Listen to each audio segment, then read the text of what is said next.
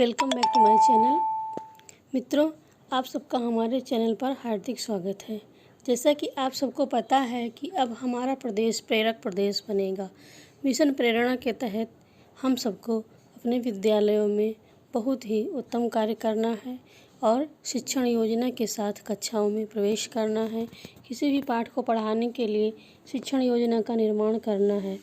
इसी श्रृंखला के तहत आज हमने कक्षा 7 की हिंदी विषय की शिक्षण योजना बनाई है और पाठ 1 अब जागो जीवन के प्रभात, इसकी शिक्षण योजना आप सबके लिए प्रस्तुत कर रहे हैं। और इसके साथ ही आप सबसे हम यह कहना चाहेंगे कि अगर आपको किसी विषय की शिक्षण योजना की आवश्यकता हो या आप किसी विषय की शिक्षण योजना चाहते हो तो हमारे कमेंट बॉक्स में ज़रूर लिखें। मैं उस विषय की शिक्षण योजना बनाकर आप सबके सम्मुख प्रस्तुत करूँगी।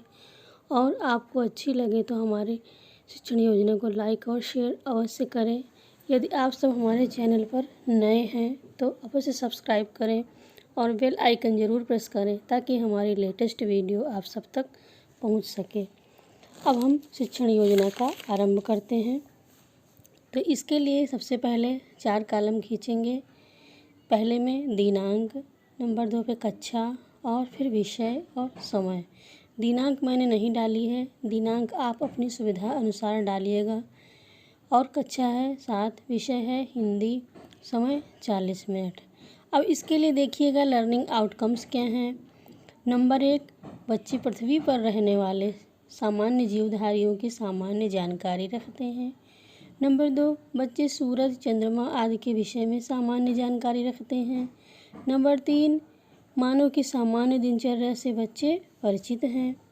और अब इसका प्रकरण जानिए। प्रकरण है जागो जीवन के प्रभात। फिर है शिक्षण सहायक सामग्री। इसमें दीक्षा ऐप का उपयोग कर सकते हैं। उगते हुए सूरज का चित्र, चार्ट पेपर जिस पर चित्र बनाए गए हैं। अब शिक्षण अधिगम प्रक्रिया, इसमें भी 4 कॉलम खींचे गए हैं। पहला है क्रम संख्या, दूसरा है शिक्षण के चरण और तीसरा समय, चौथा आकलन। शिक्षण के चरण 3 चरण होते हैं।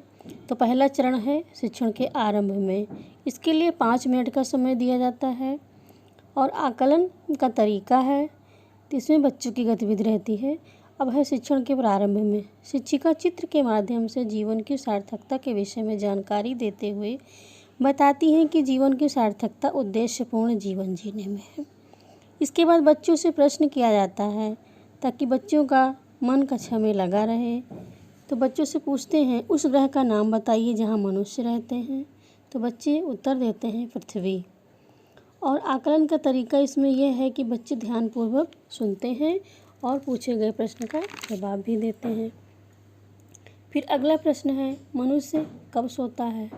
बच्चे बताते हैं रात में। अगला प्रश्न होता है रात के बाद क्या आती है। बच्चे बताते हैं सुबह। फिर प्रश्न है सुबह किसका प्रतीक है। बच्चे मौन रह जाते हैं। यहाँ पर समस्या उत्पन्न होती है और यहीं से शिक्षण प्रक्रिया आगे बढ़ती है।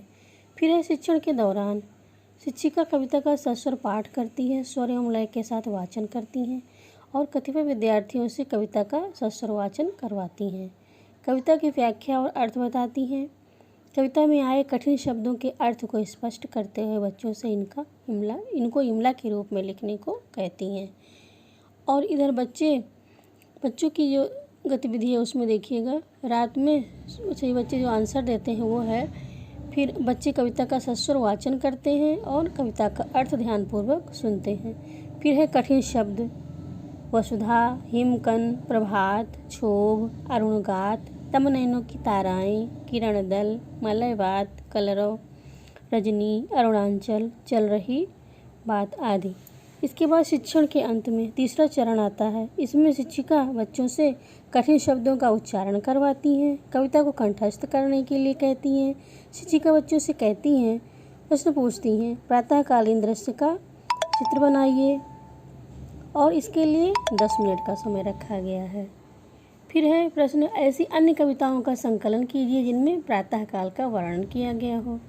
फिर आता है चरण स्व आकलन का। बच्चों से कविता का भावार्थ बच्चों ने कविता का भावार्थ भली प्रकार से समझ लिया है, कठिन शब्दों का भी अभ्यास कर लिया है।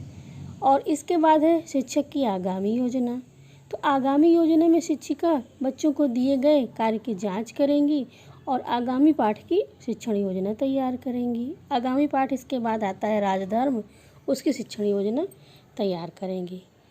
तो आप सबको हमारी यह शिक्षण योजना कैसी लगी? अगर आप सबको अच्छी लगी हो तो आप लोग लाइक और कमेंट ज़रूर करिएगा। वीडियो देखने के लिए आप सबका बहुत बहुत धन्यवाद।